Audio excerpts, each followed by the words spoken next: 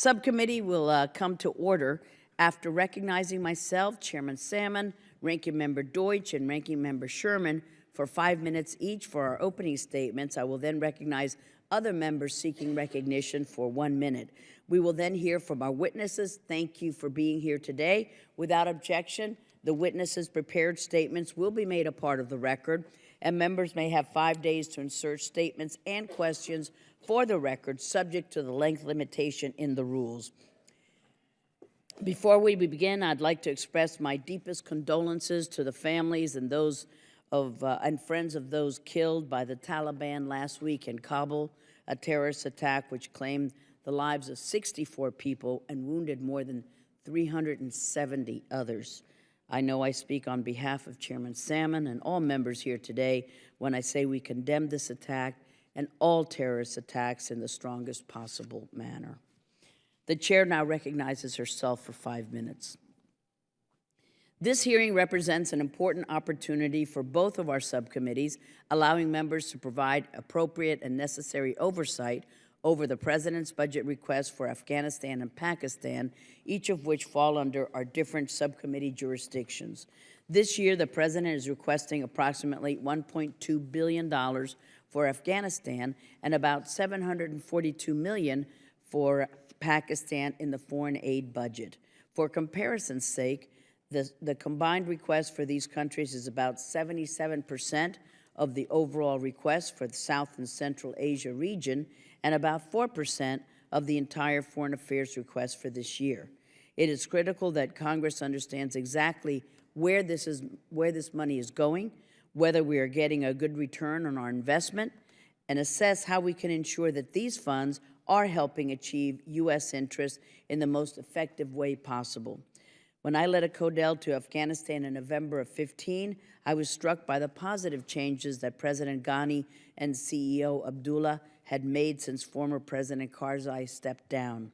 Despite their differences, every official we met with said that Ghani and Abdullah are a vast improvement over Karzai and that they have proven to be partners who are willing and able to cooperate with the United States while taking steps to root out corruption and stabilize their country. But last week's terrorist attack in Kabul is a sobering reminder of the challenges that Afghanistan continues to face from the Taliban and other terrorist groups. While Afghan security forces have had some success since taking the lead last year, the Taliban is resurgent in Afghanistan and is responsible for most of last year's 5,500 plus military casualties and 10,000 plus killed or wounded civilians.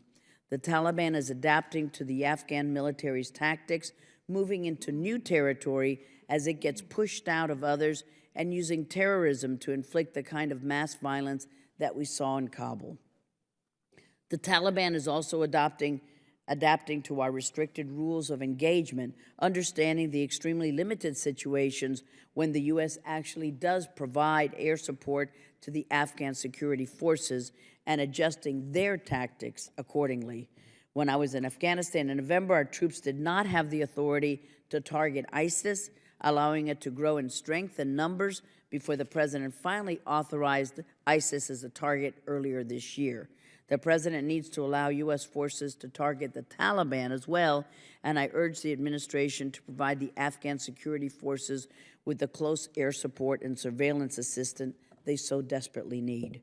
It is extremely difficult to negotiate with an enemy who sees its position constantly improving, and as President Ghani said yesterday, the Taliban operates freely because Pakistan refuses to take action against it inside its borders. Pakistan is a direct contributor to the Taliban's success, not only allowing them to use Pakistani territory as a safe haven, but providing it support inside Afghanistan's borders. It makes little sense to continue giving Pakistan billions of dollars if it's going to continue to work against our interests. We must leverage our aid to Pakistan so that it is a better regional partner with Afghanistan and also helps us to root out terrorists within its borders.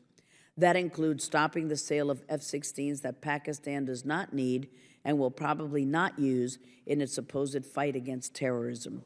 We should instead be prioritizing assistance for Afghanistan which in addition to its security needs, continues to struggle with an enormous budget deficit, an economy almost entirely reliant on donor aid, and rampant and widespread corruption.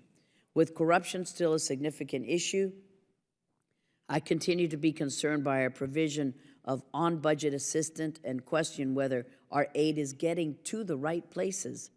Afghanistan has said it needs about $10 billion donated each year until 2025 before it is self-sufficient, and I fear what will happen to Afghanistan economy once the donor fatigue that has already set in gets worse. In addition, not enough attention is being paid to counter-narcotics efforts in Afghanistan, which already accounts for 90% of the world's heroin, and I am concerned that the administration's decision to draw down resources in this area will allow a boom in poppy production if it hasn't already. When I was in Afghanistan, the commanders on the ground told us that they do not have the authority to carry out counter-narcotics operations, and while DEA's presence has been substantially reduced, INL's footprint is also restricted due to the reduced DoD presence. The Afghan military does not have the resources to focus on counter-narcotics while it is concentrated on fighting the Taliban. So with all that said, the question is, who is going to cover counter-narcotics operations? With the Afghan counter-narcotics chief declaring that no eradication will occur in the Helmand province this year due to the Taliban's presence, the drug trade is poised to expand even more, fueling both the Taliban's operations and Afghanistan's massive addiction problem. In all of these areas, we need to be giving the Afghan government a chance to succeed, supporting it politically and providing it with the right kinds of security assistance while helping bolster its economy and redoubling our counter-narcotics efforts. Afghanistan is an important ally in an important region of the world, and its security, its stability, and its success are critical for U.S. interests. We must remain engaged for the long term. I'm honored to now recognize the ranking member, Mr. Deutsch, for his opening statement. Well, I thank you, Chairman Ros-Lehtinen and Chairman Salmon, for holding today's hearing to examine the President's budget request for Afghanistan and Pakistan. Thanks to my fellow ranking member, Mr. Sherman, for his longstanding and thoughtful leadership in this region of the world, and welcome to our esteemed witnesses. For a decade and a half, U.S. troops, along with our international coalition partners, have been on the ground in Afghanistan. After so many years, after so many tragic losses, the American public is understandably wary of continued engagement. When President Obama announced his intention to draw down troops, many welcomed the end of significant American troop presence in Afghanistan, while others worried that the withdrawal would end the significant gains made in development and leave the fledgling Afghan National Defense and Security Force unable to defend its country from terrorists. I'm extremely sensitive to the idea of long-term troop engagement in Afghanistan, and I want our men and women home safe. But I believe that the President's decision last year to maintain 9,800 troops through the end of the year was correct. The administration must evaluate strategic decisions based on conditions on the ground, not on a preset timetable. And with the rise of ISIS, which has made clear its intent to attack Western targets, we cannot allow Afghanistan to revert to a breeding ground for terrorists. The United States has committed over $100 billion since ousting the Taliban from Afghanistan. After years of corruption under and difficult cooperation from the Karzai government, we were hopeful that the 2014 transition of power would bring renewed leadership. Secretary Kerry's brokered national unity government between President Ghani and CEO Abdullah brought a renewed hope for real reform. And while I believe that both President Ghani and CEO Abdullah want to see their reform agenda succeed, they have been hampered by disagreements among their political backers. So how can the U.S. best support these reform efforts? For our aid dollars to be effective, we need a country strategy that supports the vision of the unity government both in development goals and in security. We need to see gains in long-term sustainable projects. We have made impactful gains in areas like women's access to education and health care, but we need to see economic gains that will help Afghanistan become self-sufficient. This is a country that is dependent on foreign aid for 95% of its GDP. How can we continue progress toward creating jobs, rooting out corruption, creating an independent, fully functioning judiciary while we enter what could be a very difficult fighting season? Since the Taliban's incursion into Kunduz last year, the attacks have continued. Fighting in Helmand continued even throughout the normally quieter winter. The large-scale attack in Kabul last week was a tragic reminder of the past, where truck bombings in the city were heard all too frequently. And as we enter the spring fighting season, it is now more important than ever that Afghan troops are prepared. The continued U.S. role of training, advising, and equipping will be critical. Afghan forces have shown that they can have the capability to defend and hold territory. They are not the Iraqi military. They have not had an experience of cutting and running. And while there is still a long way to go to professionalize the Afghan security force, rooting out corruption, addressing severe allegations of sexual abuse, making sure that soldiers are getting adequate leave and pay, I don't believe that now is the time to abandon our support for these forces. At the same time, we have to continue to encourage reconciliation talks. President Ghani has used a tremendous amount of political capital reaching out to Pakistan in hopes of securing cooperation on the Taliban. Yet Ghani has found himself burned time and time again. And in a surprising change of tone this week, Ghani stated that if Pakistan does not increase cooperation on preventing cross-border attacks, he may seek referral to the United Nations Security Council. And we're a long way from reconvening reconciliation talks, and there are many steps that need to be taken before those talks can begin. If Pakistan wants to be a helpful partner, it must take real and actionable steps to combat all terrorism. Receiving $742 million it must yield greater cooperation on what should be mutual regional security concerns. Pakistan's security forces must treat all terrorist groups equally, not choose to turn a blind eye to some. The conditions set forth in Kerry Lugar-Berman in 2010 have only been met once. They have been continually waived on the basis of national security, but we have an opportunity here to seriously consider how to incentivize better cooperation. And I must say that I share the concerns of leadership of this committee about Pakistan's bid to buy F-16s with American financing. As we go forward in both Afghanistan and Pakistan and our aid dollars decrease, we need to be sure that what we are doing is sustainable. We need to be funding the priorities of the host country, but also ensure that the host country has a vested interest in seeing projects succeed. And USAID must take the lead in prioritizing those projects. As the number of U.S. personnel in Afghanistan decreases, we must have a clear plan how to remotely monitor existing and continuing projects. And I hope today we can hear more as to whether those efforts have been working and how we can improve on them. We've spent a tremendous amount of blood and treasure in Afghanistan, and as we continue to pour billions of dollars into the region, we have to have a clear strategy that can adapt to the kinetic security situation on the ground. We owe it to the men and women who have given their lives to protect the security of this country and to the future of the Afghan people. And I yield back. Thank you, Madam Chair. Amen. Thank you so much, Mr. Deutsch.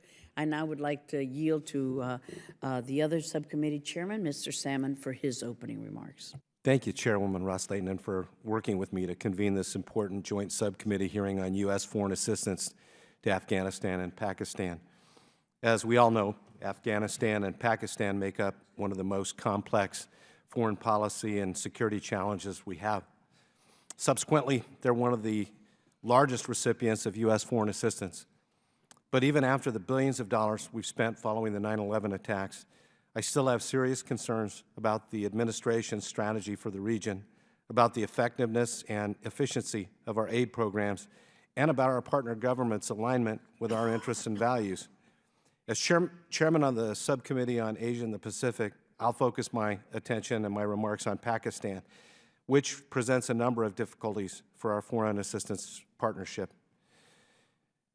Conduct by the Pakistani government raises serious doubts about the country's trustworthiness as a partner for peace and change in the region, and too often they seem to do the bare minimum to keep the money flowing without committing to any real change. Today, I look forward to hearing from our administration witnesses about the value of our programs in the region and their strategies for meaningful and lasting improvements. One area of concern in Pakistan is foreign military financing, FMF. It's been a contentious topic in Congress recently, especially with the administration's recent attempt to subsidize with taxpayer dollars the sale of F-16s to Pakistan. Fortunately, an effort paused by the Senate. Many members of Congress, including me, seriously question the judgment and timing of such a sale. Additionally, India-Pakistan tensions remain elevated, and some question whether the F-16s could ultimately be used against India or other regional powers rather than the terrorists, as Pakistan has asserted. I would ask the panel to clarify the underlying purpose and timing of the intended sale, and how is it in the best interest of the United States? Despite giving Pakistan enormous amounts of counter-terror assistance over the years, over $25 billion since 9/11, terrorist organizations continue to operate with impunity in Pakistan. Pakistan has used terror as a tool of statecraft, and terrorist proxy groups for the Pakistani military have carried out fatal attacks inside India. The Pakistani Taliban is showing signs of unification. Pakistan argues that this may work to its advantage, but the United States maintains that this is detrimental to regional security efforts. This is just one example of how Pakistan's priorities and values regarding terrorist groups are seriously misaligned with our own. In another instance of our priorities not aligning, the Pakistanis are holding Dr. Afridi, who aided the United States in finding and eliminating bin Laden, on dubious charges. Like many of my colleagues, I'm deeply disappointed we've not been able to find a solution to his imprisonment. I look forward to hearing the panel's comments on these issues. USAID has prioritized health and education programs in Pakistan. An example of the challenges that exist was demonstrated just last week when the police escorts of healthcare workers distributing vaccines were killed. Afghanistan and Pakistan are the only places in the world with an ongoing polio endemic, and according to Pakistan's own press, upwards of 45% of Pakistanis are intellectually stunted due to malnutrition. While that number is distressing in and of itself, it also has the potential to add to the region's instability and should remain a top priority for our aid efforts. After spending billions in U.S. aid in Afghanistan and Pakistan, it's important to ask exactly how much leverage has our investment really bought us? Are we undermining our own security interests by supporting a military that props up terrorists? Have we bolstered the wrong leaders, complicating meaningful reform efforts? We've not always focused on this carrot approach to aid in Pakistan. In the 90s, we tried the stick approach with sanctions which were largely ineffective at curbing Pakistan's nuclear programs. But the stick approach after 9/11 did work, at least for a time, resulting in the capture of some notorious terrorists. I'm concerned that our current strategy lacks resolve and clarity, and as a result, taxpayer dollars are not being used in a way that furthers our national security interests and protects our citizens. I look to our panel's testimony and justification for both the nearly $2 billion in funding this year and the strategy for these relationships going forward, and I yield back the balance of my time. Thank you so much, Mr. Chairman, and I'd like to recognize the gentleman in the audience is the Afghan ambassador to the United States, and we welcome you here today, sir. Thank you. And I would like to turn to our other ranking member, Mr. Sherman, for his opening statement. I thank the chairwoman and the chairman for holding these hearings. With the tragedy of September 11th, we understood that Afghanistan can have a profound effect on the United States. We've lost 2,300 service members killed, over 20,000 wounded. We've spent $100 million in foreign assistance, and our total costs have exceeded $1 trillion, including our military costs. Pakistan is a nation of 180 million people with a history of terrorist activities, roughly 100 nuclear weapons, and a very confused body politic. The administration has requested $740 million in assistance for Pakistan. More than $265 million of this is for military assistance. As noted by the chairman of the Asia Subcommittee, we've got to be concerned what military assistance and whether the F-16s constitute the least expensive, most efficient way for the Pakistani Air Force to go after the terrorists and the least disruptive weapons system to the balance of power between India and Pakistan. We need to offer to Pakistan those weapon systems well crafted to go after terrorists and not crafted for a war with India. I join also the chairman of our subcommittee on the importance of Dr. Afridi and would not be surprised if Congress made a big portion of this aid contingent upon the release of Dr. Afridi and his family. One question I hope the gentleman answer for us historically, and that is why we did not install in Kabul a government acceptable to Islamabad back 15 years ago, or whether there are elements in the Pakistani military who look at the Pushtun population of both countries and have reached the conclusion that they want a weak and divided Afghanistan under any circumstances as a matter of Pakistani national unity and national security. Many Americans wonder why we're still involved in Afghanistan. Many say, why don't we just turn our back on the greater Middle East?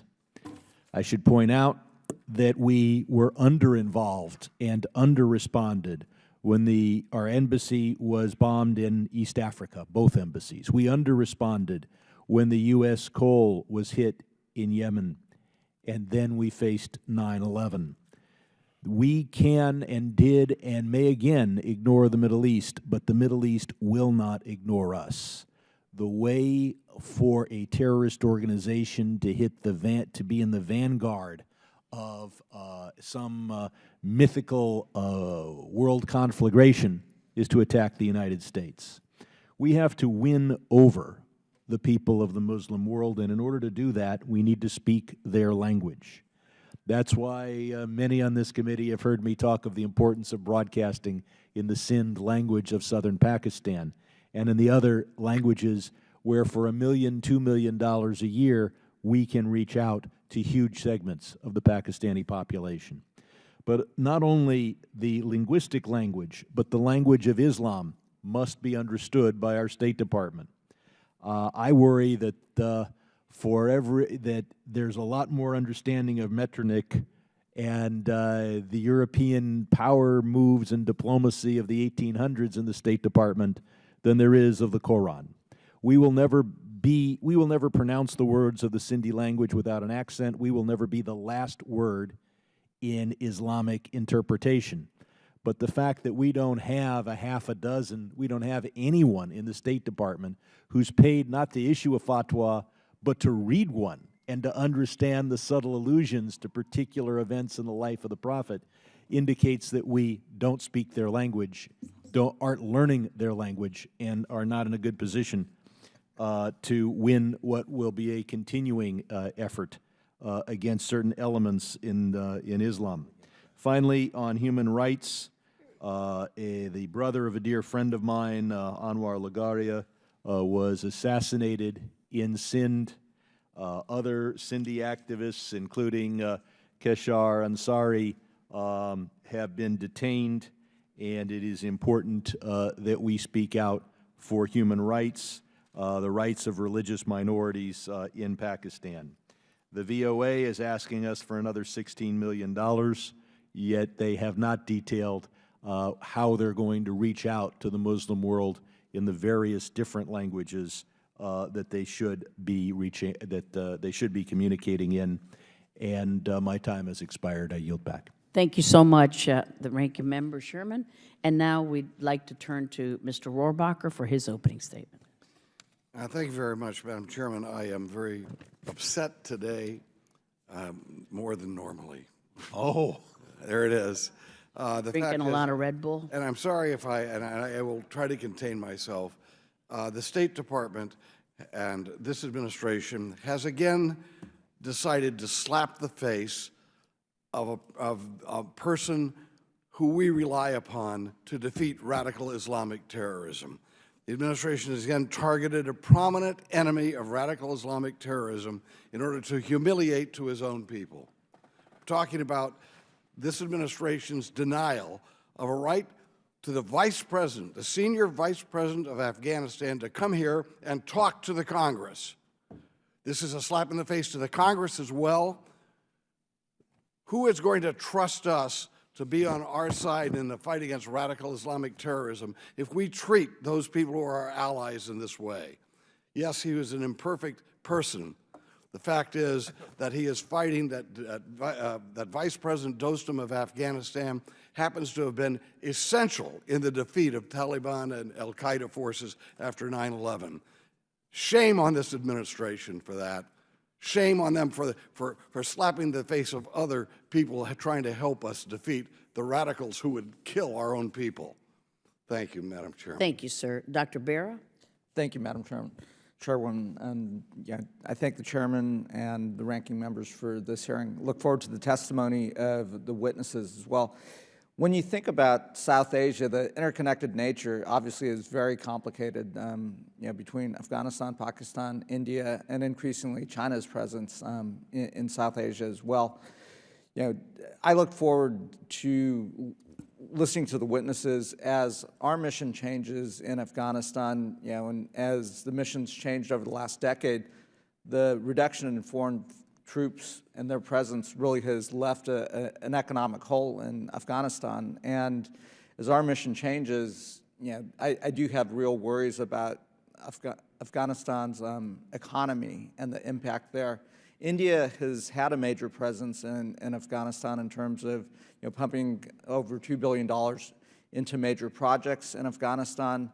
The complexity of India's role in Afghanistan post our change in mission is going to be important to weigh vis-a-vis Pakistan as well. So I look forward to hearing that. Thank you. Thank you, Dr. Barra. Seeing no other requests for time, I will now introduce our panelists. First, we'd like to welcome back the Honorable Richard Olson. Thank you, sir, who is the Special Representative for Afghanistan and Pakistan at the U.S. Department of State. Ambassador Olson previously served as the U.S. Ambassador to Pakistan and the Coordinating Director for Development and Economic Affairs at the U.S. Embassy in Afghanistan. Thank you, sir. And thank you also, we welcome back the Honorable Donald L. Sampler, who is Assistant to the Administrator in the Office of Afghanistan and Pakistan Affairs, OAPA, at USAID. Mr. Sampler previously served as Senior Deputy Assistant to the Administrator in that agency, and he has traveled to Afghanistan and Pakistan over 60 times since 2001 and lived in Kabul for several years. As I had said, your prepared statements will be made a part of the record. Please feel free to summarize. And we will begin with you, Mr. Olson. Thank you, Madam Chair. Chairwoman Ros-Lehtinen, Chairman Salmon, Ranking Member Deutsch, Ranking Member Sherman, and members of both subcommittees. Thank you for inviting me to appear before you today to discuss fiscal year 2017 foreign assistance priorities for Afghanistan and Pakistan. First and foremost, I want to commend the men and women of the armed services, the Foreign Service, the development agencies, and intelligence community stationed in Afghanistan and Pakistan. I am honored and humbled to have served with them in Kabul and Islamabad over the past 4 years. My written testimony, which has been submitted for the record, touches on many of the topics that I expect we will discuss today, including updates on Afghanistan and Pakistan, prospects for peace and reconciliation, and our budget priorities. With regard to Afghanistan, a great deal has been achieved over the past 14 years. However, Afghanistan faces very real and daunting challenges that affect our own national security. Afghanistan will need our support as it continues to strengthen its institutions and become increasingly self-reliant. It is essential that we help prevent it from ever again serving as a safe haven for international terrorists that would threaten the United States. This year, 2 vital international donor conferences aimed at shoring up Afghanistan's security and development will take place in Brussels and Warsaw. Robust U.S. and international financial support and sustained diplomatic engagement are critical to ensuring that the Afghan government is able to enact needed reforms, spur a stagnant economy, and consolidate the gains made over the past 14 years. Our relationship with Pakistan, a growing country with more than 190 million people, a nuclear arsenal, terrorism challenges, and a key role to play in the region, will remain a critical one. In Pakistan, we see the government in a concerted and difficult fight against terror groups that threaten Pakistanis. But unfortunately, Pakistan does not take equivalent steps against groups that threaten its neighbors. Our core initiatives in Pakistan include promoting economic growth, countering terrorism, fostering regional stability, and promoting the consolidation of democratic institutions. Let me emphasize, we have repeatedly and frankly underscored with the most senior leaders of Pakistan that the Haqqani network must be part of their wider counterterrorism operations in order to keep their commitment not to discriminate between terrorist organizations. Effective engagement with Pakistan is grounded in our national interest. We have carefully calibrated our FY 2017 budget request, balancing global funding constraints and our interest in stability in Afghanistan and Pakistan. Our overall combined request is just under $2 billion, with $1.25 billion requested for Afghanistan and $742 million for Pakistan.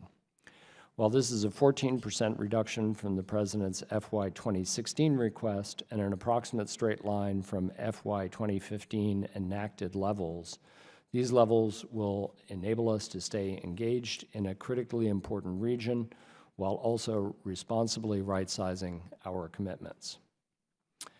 We believe we're on the right track to achieve our goals in the region, but we fully recognize serious challenges remain. Thank you for the opportunity to address your subcommittees. I look forward to our discussion today and welcome any questions you may have. Thank you very much. Ambassador Sampler. You're very kind. Chairwoman Ros-Lehtinen, Chairman Salmon, Ranking Members Deutsch and Sherman, and members of the subcommittees, thank you for inviting me to discuss the administration's fiscal year 2017 budget request for the U.S. Agency for International Development's assistance to Afghanistan and Pakistan. It is again an honor to appear before you with Rick Olson, the Special Representative. I too will begin my testimony by recognizing the sacrifices made by our sons and daughters and their families in the military and in the civilian agencies who have served and sometimes died in Afghanistan and Pakistan. Their tireless efforts, alongside those of our allies as well as of our Pakistan and Afghan brothers and sisters, make our work today possible. I've also submitted written testimony for the record that gives considerable detail about the work that USAID has done and expects to continue, but in the interest of time, I will summarize. USAID's mission is to partner to end extreme poverty and promote resilient democratic societies while advancing America's own security and prosperity. I can think of no other region in the world today where this mission is more relevant. The President's fiscal year 17 budget request for Afghanistan and Pakistan reflects our nation's efforts to advance political stability and economic prosperity, which will further strengthen and advance our peaceful partnerships with both countries. Over the past several years, with vital support from Congress, we have taken firm steps to ensure that our assistance in the region is more efficient, more effective, and impactful. No one, least of all me, will say that our work in these two complex countries is easy or without challenges. Racked with conflict and instability for much of the last 3 decades, the region remains one of the least economically integrated in the world, with the majority of its human capital and economic potential still untapped. Despite the challenges, on behalf of the American people, we have accomplished a great deal. There is a growing understanding and appreciation of our support in the communities where USAID's programs have had an impact. USAID has worked to increase awareness of our assistance, for example, in Pakistan. Our most recent polling data show that an awareness of U.S. assistance among Pakistani citizens has increased over the 3 years from 34% to 47%. Whether it's a shop owner in Lahore whose sales have increased because of more reliable electricity, a result to USAID's efforts to add over 2,300 megawatts of electricity to the grid, or whether it's an Afghan seed provider who now, because of USAID programs, is linked to specialty baking industries around the world. Millions of people in the region have longer lifespans, increased access to health and education, improved economic opportunities, and brighter futures because of America's assistance in their countries. Sustainable development will require the region's leaders to make some hard and fundamental choices. Our assistance programs act as catalysts and incentive to promote that change, and are delivering measurable results that contribute to this potential transformation. The fiscal year 17 request reflects our continued push towards expanding progress that will build local capacity in facilitating private sector growth, access to essential social services, and transparent governance that in the long term can undermine the support for insurgent groups and help stabilize the region. There are inherent risks in doing business in many parts of the world where USAID operates, but USAID around the world prioritizes the effective and accountable use of taxpayer dollars. There is no acceptable level of fraud, waste, or abuse in any of our programs. All of our projects receive proper monitoring and oversight, and we adjust our efforts as necessary to respond to dynamic security and operational environments where we work. In addition to standard oversight procedures and measures implemented worldwide, specifically in Afghanistan and Pakistan, our project managers rely on multiple data sources to provide information on the progress and the effectiveness of USAID activities. We triangulate this information to determine whether adjustments to programming are required. We've also taken specific measures to prevent funds from being diverted from their development purpose to malign actors. Since 2011, our vetting efforts in Afghanistan have kept over $660 million from being awarded to organizations who did not meet our vetting standards. As USAID looks to 2017 and beyond, the agency is committed to making every effort to ensure that our programs in Afghanistan and Pakistan are sensible, sustainable, and developmentally sound, and we will continue to support our national security objectives in this complex but important part of the world. It's an honor to be able to share with you today a small glimpse of what USAID is doing in that regard. Thank you, and I look forward to your questions. Thank you very much to both of you. Ambassador Olson, last week's terrorist attack in Kabul highlighted the limits of our policy in Afghanistan, especially our restricted rules of engagement. The Taliban is increasingly using terrorism as a tool as it targets and adapts to the Afghan military and coalition forces. But as General Campbell testified in February, U.S. forces are not allowed to target the Taliban in an offensive manner to get ahead of the attacks like the ones we saw last week. Can you explain why U.S. forces are not allowed to target the Taliban? And is the administration discussing whether the Taliban should be authorized for targeting in the future? Thank you, Madam Chair. First of all, let me join you in robustly condemning the attack of 19 April. These clearly undermine the efforts to make peace in the region. And I would just add that we have pressed the government of Pakistan on its commitment not to discriminate amongst terrorist groups. We believe there across the region must be zero tolerance for safe havens. With regard specifically to the question of combat authorities, I think I would have to refer you to my colleagues in the Department of Defense for a more detailed discussion of what they are seeking and the state of deliberation on those questions.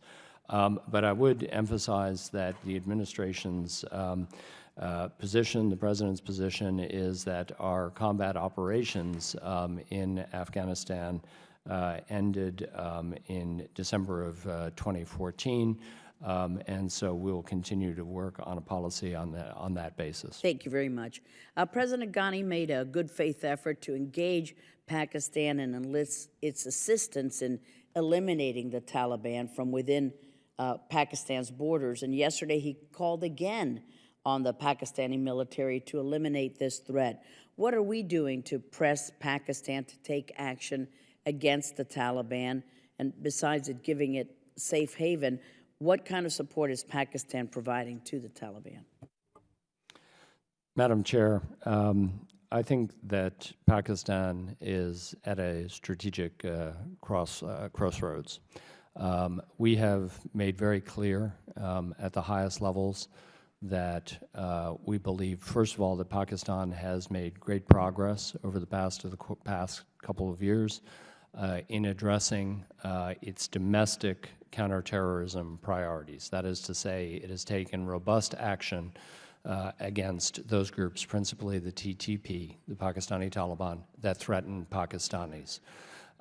Their stated policy, which we agree with, is not to discriminate amongst terrorist groups. We believe there is considerable room for improvement in the application of that policy on the ground. And we believe, in particular, that Pakistan has not taken as vigorous action against groups that threaten its neighbors as it has against those that threaten it domestically. Pakistan has also been very helpful in the reconciliation process, but I do believe that there's a strategic choice right now. With the Taliban having refused to come to the table, it seems to us that it is time to address more robustly the question of groups that threaten Afghanistan. Thank you, sir. And I have two remaining questions. One is about the F-16 sales to Pakistan. I think that we need to leverage our military sales to Pakistan in order to get some more cooperation within the region. Can you please update us on the status of the F-16 sales, and how would you describe our ability to leverage our aid to Pakistan? Madam Chair, the administration is supportive of the F-16 sale to Pakistan. This has been developed between our military coordinating groups over the course of time. It is consistent with our overall program of support for the Pakistani military, which is based on counterinsurgency and counterterrorism. The Pakistanis have developed a precision strike capability that they use in the F-16s they have right now to take out targets. As I mentioned before, these are principally the Pakistani Taliban, but we think that that is a good thing. The Pakistani Taliban has been involved in attacks against Americans at FOB Chapman in Afghanistan in 2009, and indeed in supporting the Times Square bomber. So we applaud the actions that the Pakistanis have been taking against their domestic terrorism threat, even as we call upon them to take more robust action against those groups that threaten their neighbors. Thank you. And lastly, when I was in Afghanistan last year, officials described the SIGAR report of a $47 million gas station as inconsistent with their understanding of the situation. What can you tell us about that gas station? How much did it cost? What's the status of it? Do they give free towels and detergent or anything good? Car wash? Well, my understanding, Madam Chair, is that the total number referred to several different projects, including the rehabilitation of the Chevron gas fields, some of which were funded through, I believe, through USID, but much of which was funded actually through the Department of Defense and the TFBSO operations. I was involved in this when I was in Afghanistan, and I think we'd have to get you a more detailed breakdown of our response. Thank you so much. Mr. Deutsch is recognized. Thanks, Madam Chairman. It's been reported that refugees of Afghan origin represent the second largest group of refugees trying to enter Europe. Just a couple of questions there. First, what are the numbers of refugees? And secondly, how's the U.S. responding both politically and, Mr. Sample, programmatically as well? Thank you, Ranking Member Deutsch. With regard to numbers, I think I will have to get back to you on that. Our understanding is that it accords with yours, that Afghans have represented a significant number of refugees that have shown up in Europe. I think it is worth noting that our impression, and we don't have hard numbers, but certainly our impression is that many of them are actually coming from other countries than Afghanistan. In other words, they're coming from countries where they have been resident for some period of time. But that's not to suggest that there aren't ultimately some Afghan causes for this. I think the downturn in the economy, the transition, the economic transition that accompanied the security transition in 2014 is still being felt. We have been, at a diplomatic level, very supportive of our European allies' approaches to the Afghan government to see if there are ways that we can assist. The Europeans are seeking arrangements for the return of those who don't qualify for refugee status, and we're supportive of that. And of course, ultimately, I think this highlights the importance of continuing engagement on the development side with Afghanistan to strengthen the Afghan economy so that it can absorb its the population coming on the market. But, Mr. Sampler, then I have a follow-up, please. Yeah, please. Very specifically, $50 million in fiscal year 15 in previous year money is allocated specifically to helping the Afghans address this issue. I would define the issue as having two components that they have to address. The most fundamental, of course, is growing their economy. If there is a silver lining in this issue, it is that the pressure on the economy is being driven by 200,000 young Afghans graduating from high school and entering the job force every year. That's a positive thing, but only if there can be jobs made available for them. So this $50 million is intended to help grow the economy through internship programs, which will allow some of these students to move straight from high school into employment, as well as the National Solidarity Program that the Afghans themselves have designed to generate employment and economic growth across the country. Second point I'll make that they also have to address is strategic communications. If young Afghans graduating from high school now with critical thinking skills, access to the internet, an understanding that there's a bigger world out there, which they didn't have in the past, that understanding, that access, and that critical thinking is going to lead them to make very hard decisions about do they stay or do they go. So the Afghans must do a better job at messaging to their own young, age-bulging population that there are prospects for you to stay in Afghanistan. Well, if we think that, Ambassador Olson, that the significant number of those, the majority of those, are coming from other countries where they've lived, are we, I guess again for both of you, if we've seen an uptick, is it because they're looking at what's happening on the ground in Afghanistan and realizing that they're not going back, and shouldn't there be a coordinated effort to address this refugee issue, given the numbers and regardless of where they're coming from, since they're ultimately they all originate in the same place? Well, if I may, Congressman, I think these are excellent questions, and I think we are still in the process of working with our European allies to identify what exactly the nature of these movements are. I mean, obviously, the immediate response, and this is outside of our purview here, but has been to be supportive of our European friends and allies. I know my boss, Secretary Kerry, is extraordinarily focused on this topic. But I think these questions probably do require a greater degree of analysis, and beyond the immediate sort of crisis management, we need to be thinking about how we can respond. I couldn't agree more, and I would urge that analysis, to the extent that it's being done, be done as quickly as possible, and that you share it with the members of this committee. Thank you, Madam Chairman. Very much, Mr. Deutsch. Mr. Salmon. Thank you. Pakistani doctor Shakil Afridi assisted U.S. efforts in tracking down Osama bin Laden and later was jailed for 23 years for alleged links to terrorist groups. Congress has in the past withheld aid to Pakistan to encourage the release of Afridi. What progress has been made on the effort, and what more can we do to aid this friend of the United States in his freedom? Should we look for any other possible restrictions on aid?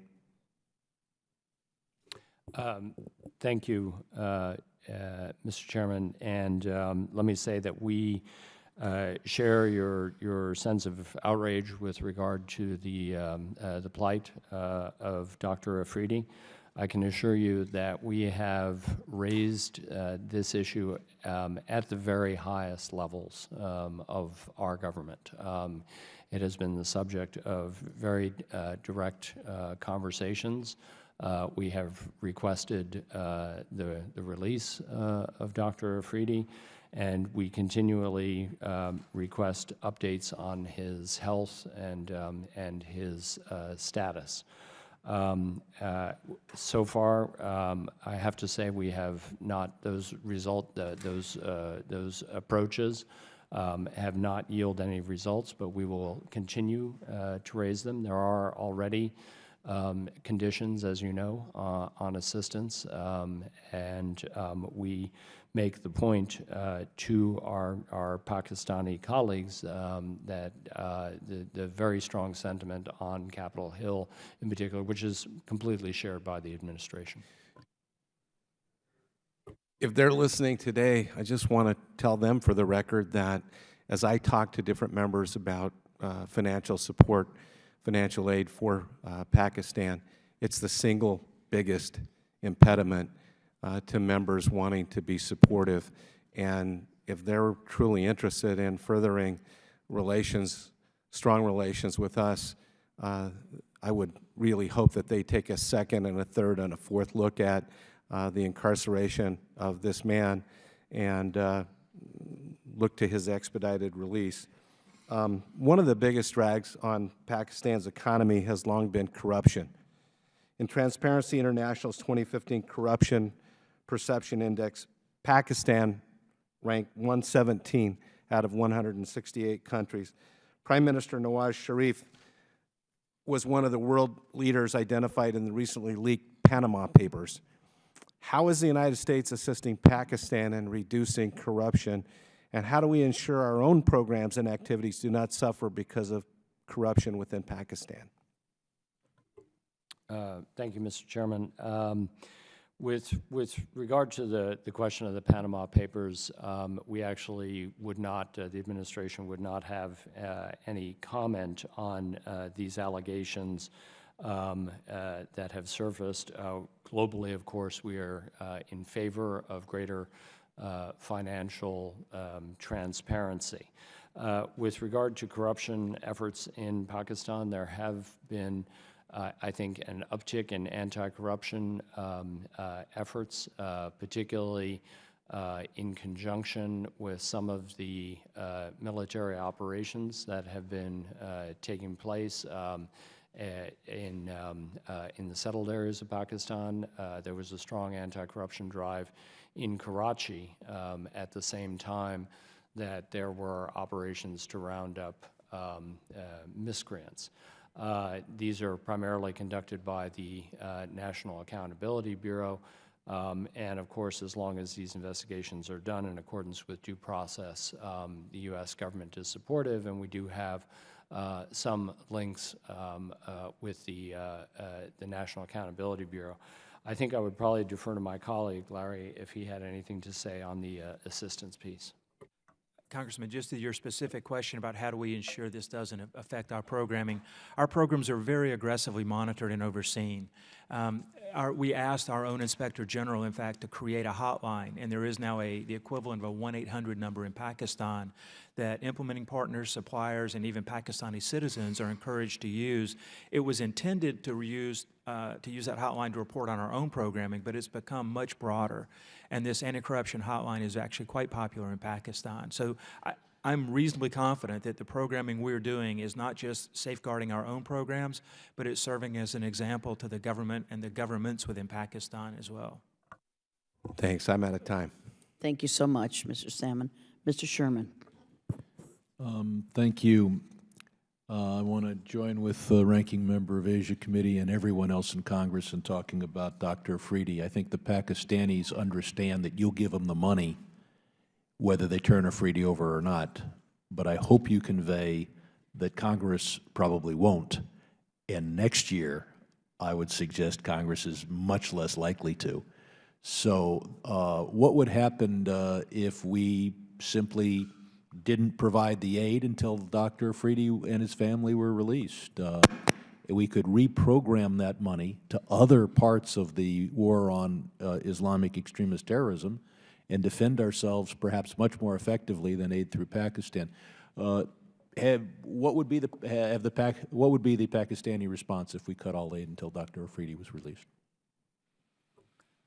Well, Congressman, first of all, let me say that your message has been received loud and clear, and we will indeed convey it as we have conveyed it to the Pakistanis on Dr. Afridi. I would just respectfully suggest to you that our assistance program is crafted to advance our national interests. there are many things we could do with that money that don't involve giving it to the people who are holding Dr. Afridi. Your focus is Afghanistan and Pakistan. There are things we could do in the war on terrorism outside your jurisdiction that could perhaps do more to safeguard America and its interest. And the Pakistanis shouldn't think that we have unlimited resources, so we might as well spend them on anything that seems useful. I want to shift to Sindh. Vice Chairman Kehar Ansari has been kidnapped, arrested. He is the vice chairman of the leading Sindhi party.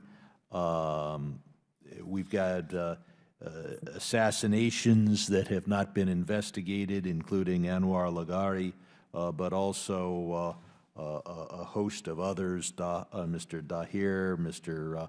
Kal Horo, Mr. Hu Wara, and Mr. Qureshi.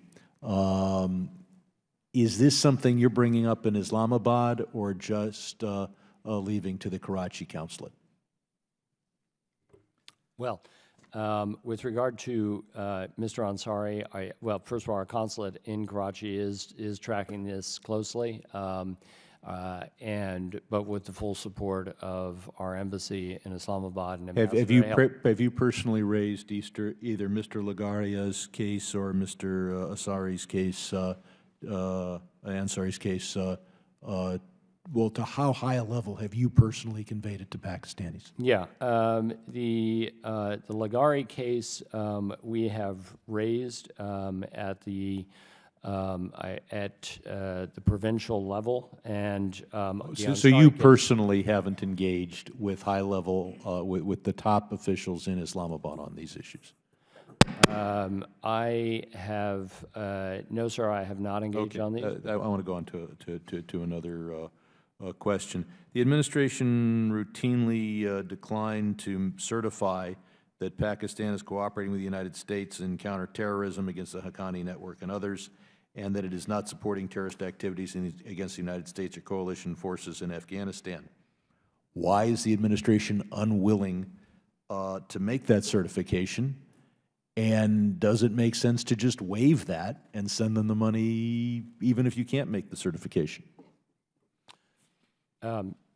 Congressman, we believe that all of the programs, again, that we are talking about are in our national interest, and we have to balance the national security interests of the United States.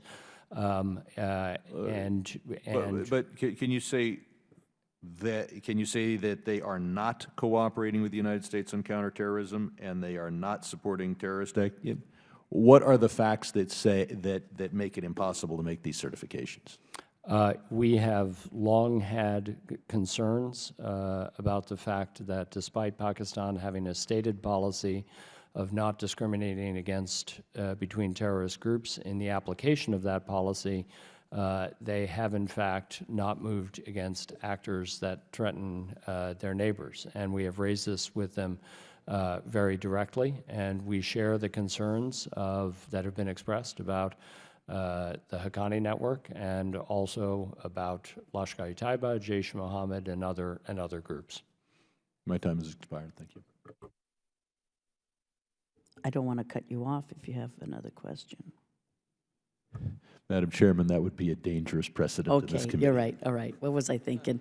Mr. Rohrabacher. Thank you very much, Madam Chairman. And obviously from my opening 1 minute, I'm very disturbed about a major slap in the face to someone who is to Vice President, Senior Vice President of Afghanistan, who was instrumental in defeating the Taliban and al-Qaeda forces shortly after 9/11. And I just don't understand that. I mean, it just is, but it seems to be a pattern in this administration where they go after the people who are the most friendly to the United States and use a very soft approach and conciliatory approach towards those who would slaughter Americans by the thousands if they had a chance. Let's go to Dr. Afridi and why we have to provide F-16s and military equipment to a country that Dr. Friddy's imprisonment continues to be basically an act by the Pakistani government to basically thumb their nose at the United States and the people of the United States. Here's the man who permitted us with his activity to bring to justice the criminal who slaughtered, the criminal terrorist who helped slaughter, not help, but planned the slaughter of 3,000 Americans on 9/11. And here we can't grant a passport to the man who helped defeat the radical Islamicists in Afghanistan, but we are going to give aid, continue to give aid to the country that holds Dr. Friddy, the person who helped us defeat or come bring to justice the man who murdered our people, that we can't even demand that he be freed from the dungeons he's being held in. Does that make no sense? Can you make some sense out of that for me? Thank you very much, Congressman. First of all, with regard to the question of visas, privacy laws prohibit us from commenting on the details of any particular consular application, but I can tell you that First Vice President Dostum is reported to have decided not to travel to the United States in order to remain in Afghanistan to deal with the security situation, especially in the north. You don't believe that he really decided that on his own? I mean, I'm happy to see that you're towing the line. It's your job to be here and say that to us, but nobody buys that. I mean, the bottom line is we've slapped him in the face. Let me just put for the record, General Dostum, now Vice President Dostum, was pivotal to organizing after 9/11 and organizing the Northern Alliance. He put together a force that defeated the Taliban. When his forces, by the way, removed the Taliban from Kabul, there were only 200 American troops on the ground at that time. That was a very hard-fought battle. He was in front of the troops most of the time, leading the way. This is a very brave man and a very, yes, flawed man, no doubt. We're all flawed. And what they're saying that he committed, the horrible crime he committed was, in Afghan tradition, when someone surrenders, they surrender and pledge not to try to overpower their captors. The captors pledge not to kill the people they've captured. That is so ingrained in the Afghans that otherwise their whole history would be killing all the prisoners. Well, after the Taliban forces were defeated in one of the first major battles, General Dostum had hundreds of prisoners who had surrendered. They were holed up in a French fort. I happen to have visited that fort. We had one CIA agent there trying to figure out what was going on. And the prisoners broke their pledge, broke the word, committed the atrocity of rising up against their captors and murdered a number of General Dostum's men, as well as our own CIA agent. And yes, after that, Dostum, and it took more lives to defeat those forces who are now in charge of that fort. And once they captured those men again, he didn't know what to do with them. He put them into container trucks and drove them off somewhere, and yes, they probably died a horrible death. They made the decision to rise up against their captors. They made the decision to kill an unarmed American CIA agent who was there trying to get a figure about what was going on. And for this administration to withhold a visa from him and slap him in the face because of that, knowing that he helped defeat the people who slaughtered 3,000 Americans, is insane. And then we go to Pakistan, and they have Dr. Afridi in jail. And the Pakistanis, we know, what do they use their own weapons for? To kill the Baluch by the thousands and to attack their neighbors by supporting terrorist incursions into India.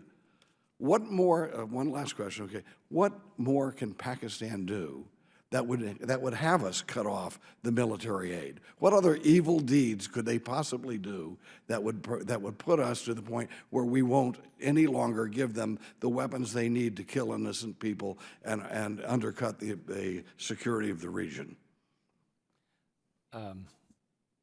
Congressman, with regard to Vice President Dostum, we're certainly well aware of the historic role that he has played, and let me assure you that we do treat the Vice President as the first Vice President of Afghanistan with all the respect that his office carries, and we are in touch with him at the appropriate level. As I say, I cannot comment on the status of the visa because of Privacy Act considerations. With regard to Pakistan, as I have said, I think Pakistan is at a strategic crossroads. I think it needs to make a choice. It has been helpful to the United States and the international community in trying to bring the Taliban to the table for reconciliation talks, but the Taliban have rejected that. And our view is that the Taliban need to face the consequences of their decision. So it does seem to me that Pakistan right now has some very serious challenges and difficult decisions to make. What about the Pakistanis suffering the consequences of their decisions? No, we're just going to keep the money flowing no matter what they do.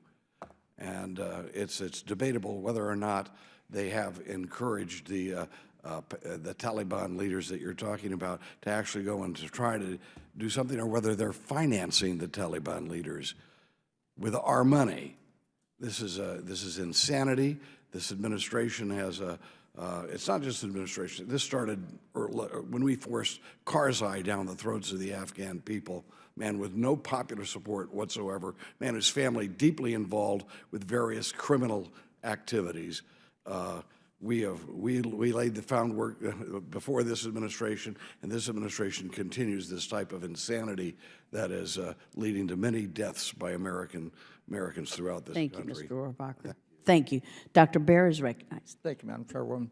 I'm going to shift towards my concerns about Afghanistan's economic development and the need to maintain some sort of economic growth for stability. After we've invested billions of dollars, obviously lost hundreds of lives in the last decade. I do support the administration's current position in terms of maintaining a troop presence to help complement the Afghan security forces, because obviously as we talk to multinational investors, Indian companies and others, one of their chief concerns is the security risks in terms of making major investments in Afghanistan. I applaud the Indian companies' investments, in major infrastructure projects like the Salmon Dam, and the concern I have is how do we continue this economic growth? India, as the major economy in South Asia, clearly has a role in helping increase trade between India and Afghanistan, and I'm interested in kind of the perspective there. Also, as the Afghanistan-Pakistan Trade and Transit Agreement kind of moves forward, I know India is very interested in also participating in there for the movement of goods and services. In Afghanistan's interest, I think Afghanistan is certainly interested in making the flow of goods and services easier with India. And obviously Pakistan has taken a very different position in terms of the overland transit of goods and services. And I do think it is in our interest as the United States to push Pakistan to be more open to a trilateral trade agreement that makes India's participation available. So, Mr. Sampler, maybe you want to start, or Mr. Olson, whoever. Thank you, Congressman Barra. First say, as you mentioned in your opening remarks, we greatly appreciate the approximately $2 billion that India has invested in Afghanistan in development assistance. I wanted to let you know that I traveled to Delhi about a month ago myself and briefed, along with General Nicholson joined me, and we briefed on the situation in Afghanistan with regard to the security situation and also development and reconciliation, Afghan reconciliation. I think that it would be particularly helpful if, and we made this point to Indian government officials, if India were able to participate in some of the development conferences that are taking place later this year, especially the Brussels. The EU hosted Brussels Development Conference focused on the development of Afghanistan, focusing on the years 2018 to 2020. I think the Indian government is considering that right now. In our view, it would be a useful way for them to get some credit for what they are, in fact, already doing. In terms of regional connectivity, absolutely the U.S. government favors and the administration favors everything we can do to promote regional connectivity. As you note, APTA has so far been a bilateral agreement between Afghanistan and Pakistan. We've been very focused on the implementation of that agreement. There has been some discussion of extending that to Tajikistan. I think that Pakistan has signaled that it is not prepared to extend that to India at this point. But of course, we, as a matter of policy, favor regional connectivity all across the region. Right. You know, I would continue to encourage the administration and State Department to push for that regional connectivity. Certainly, through trade, through transit of goods and services, you do have the opportunity to try to start creating some interconnected economies, create some stability. And the big worry there is tensions between Pakistan and India, and two nuclear-armed countries, two countries that have a history of tension. But through economic development, through trade, through transit of goods and services, you can create some stability and connectivity. And again, I would encourage State to continue to push that agenda. Thank you, Dr. Barra. Mr. Weber of Texas. Thank you, ma'am. This is going to be for Mr. Olson, I guess. We'll start with you. And I had to step out, so forgive me if this has been answered. What is the funding gap between what the Afghan government raises on its own versus what it needs to operate? What other countries are contributing to that Afghan government in order to close this gap? And what percentage does the U.S. have? Thank you, Congressman. I would say a rough order of magnitude, the Afghans raise about $2 billion a year in terms of government revenues. This has actually been improving of late. The finance minister has made it essential effort of his administration to improve revenue collection, and he's won high marks from the IMF and the international financial institutions generally for undertaking that. But as you correctly point out, there is a shortfall in terms of what we are planning for the Warsaw and Brussels conference, the Warsaw NATO conference, and the EU Brussels Development Conference. We think that it will, funding the Afghan National Security Forces will require about $4 billion a year for... Now, the $2 billion they raise, is that for just funding the Afghan forces? The $2 billion they raise is revenues. Total revenues? Total revenues for all government operations, of which they devote, I believe, about $500 million to the Afghan National Security Forces. They devote another $200 million to the National Directorate of Security, which also plays a critical role in the defense of Afghanistan, and in their accounting, they would count that as a defense cost. So that's about $700 million, and then the remaining 1.3 billion, roughly, somewhat less than that, is what they use to fund the civilian, the government.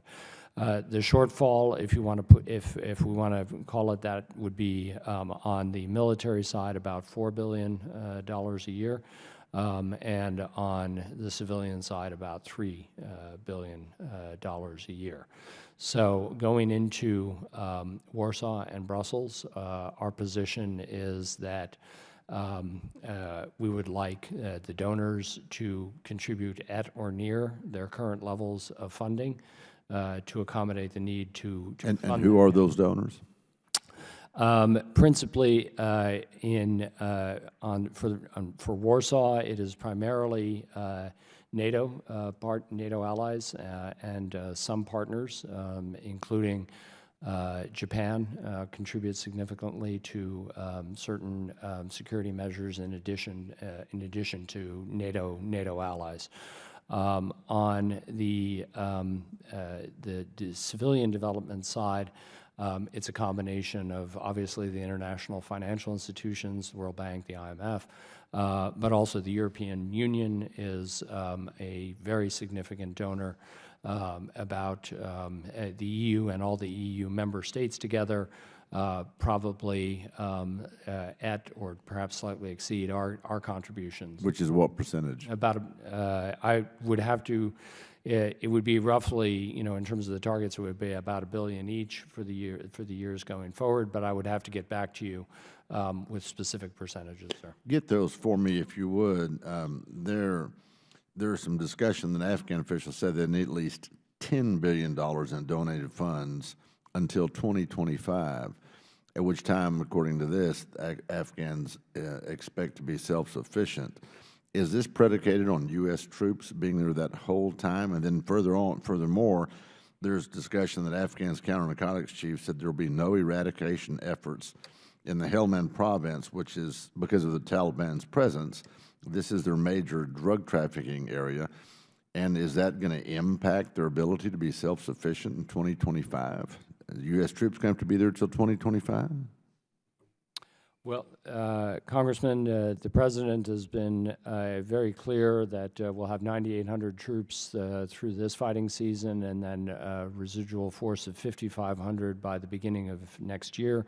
It will, of course, be up to the incoming administration to make decisions about future troop levels. Fair enough. So just get that percentage to me if you would.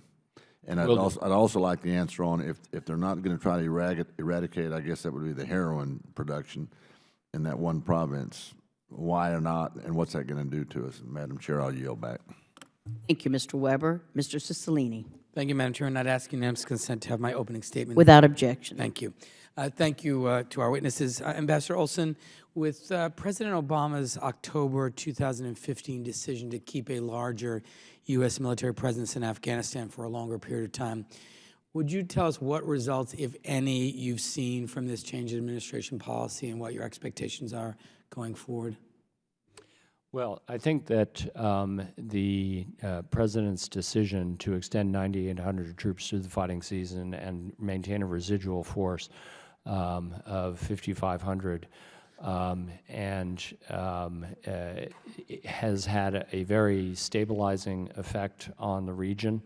I think there is a great concern on the part of Afghans and in the region more broadly that the United States would disengage from the region. I think Mr. Sherman talked earlier in his opening remarks about the legacy of the 1990s when the United States did disengage, and that is, I think, one of the contributing factors to the rise of the Taliban and ultimately to our, to our own great losses on September 11th of 2001. So I think there's a great deal of anxiety in the region about the potential of U.S. and NATO departure, and so the president's decision to keep forces in place, I think, has done a lot to assuage those concerns. Okay. Would you also, and this could be, I think, principally Mr. Sampler, how is our assistance improving the human rights situations in Afghanistan and Pakistan? We still hear horrible stories of abuses ranging from bakabazi, the sexual abuse of young boys by some Afghan security forces, the recruitment of child soldiers by the Taliban, and physical attacks on women and religious minorities. Are any of our programs really addressing the root causes of this kind of violence and abuse? Are there things we should be doing differently to more effectively reduce these horrific situations? Congressman, thank you for the question. At the macro level, I would say that virtually all of our programs are working to address the root causes of these issues, because all of our programs are working to advance Pakistan and Afghanistan civil society to a level of self-awareness and self-respect where this kind of behavior isn't tolerated. The United States doesn't have the ability or the authority to go into either of these countries and police this sort of inappropriate and illegal behavior. What we have to do is build communities and then institutions within the state that can, on their own, in an appropriate way, police this sort of inappropriate behavior. But two things that I'll talk about that actually I think are having a direct impact.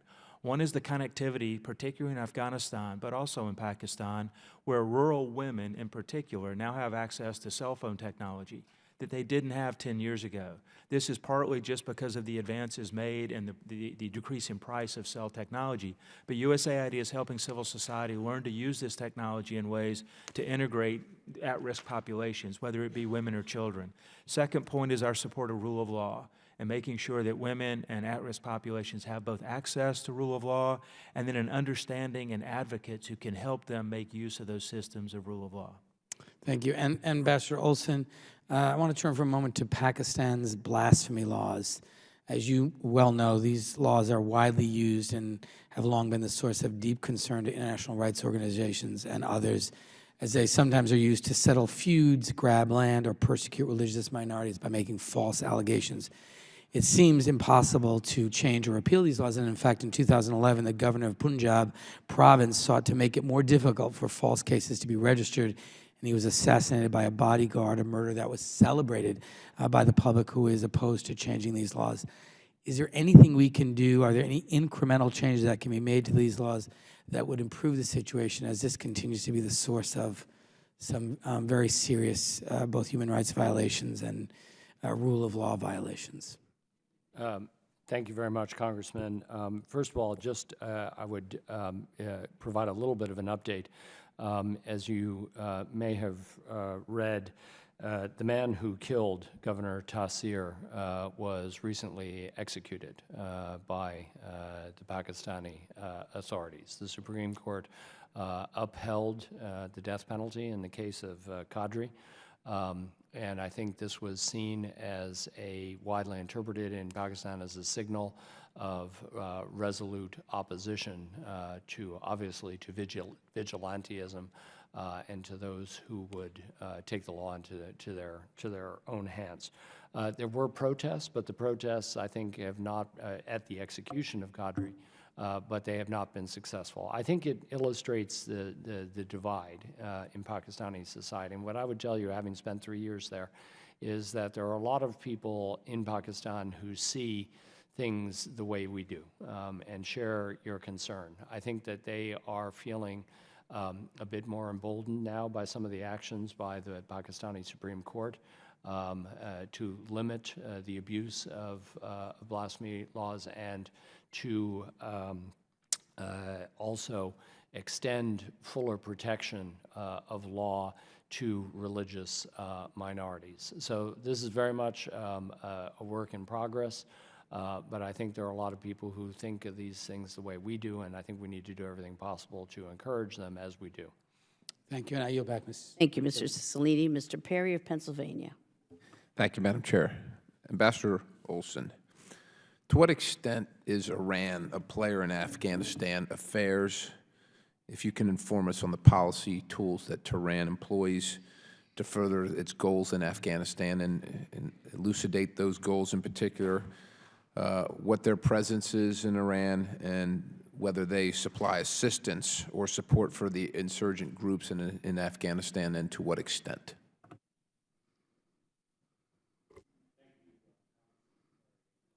Oh, sorry. Thank you, Congressman Perry. Iran has, by and large, played a constructive role with regard to Afghanistan, and we would encourage them to continue to play a constructive role. There have been some press indications that because of their concern about the emergence of Daesh, of IS in Afghanistan, they may be tempted to support the Taliban against Daesh. We think that would be a huge mistake, and we would encourage the Iranians to continue to support the government of Afghanistan, in its which of course is taking action against both Daesh, ISIS, and the Taliban. So then, is it kind of your feeling or your testimony that they don't supply assistance to insurgent groups, or would there, or do they? Maybe you need to define, or I need to define, what we would consider an insurgent group in the context of that discussion, that question. Congressman, there have been some press reports suggesting that they are thinking about supporting the Taliban against Daesh. We think that that would be counterproductive and mistaken. Do you consider the Taliban an insurgent group? Yes, I would consider it an insurgent group, yes. So if they were, and you're saying right now that they're not supporting the Taliban, but just considering it? I think this is a subject that would probably require us to be in a different setting to really have a thorough discussion of this topic. But I would just say, as a matter of policy, we would encourage the Iranians to focus their energies on supporting the government of Afghanistan. And more broadly, I think what we would want to see from the neighbors of Afghanistan in general is three things. It's support for the territorial integrity and sovereignty of Afghanistan, and the idea that there will be no restoration of the Islamic Emirate of Afghanistan, that is the Taliban, but a recognition, of course, of the Islamic nature of Afghanistan.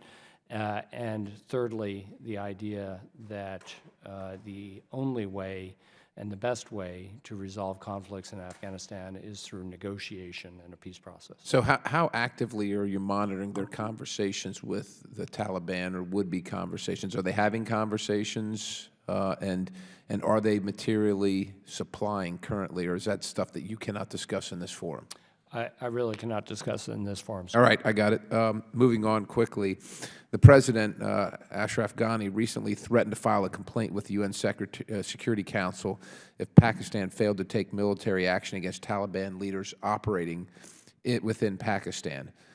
The question is, what is Pakistan doing to pressure the Afghan Taliban to come to the negotiating table, and how has Pakistan used its influence with the Afghan Taliban to bring a reduction in violence to Afghanistan? And have we specifically asked Pakistan to do this with regard to exerting its influence on the Afghan Taliban?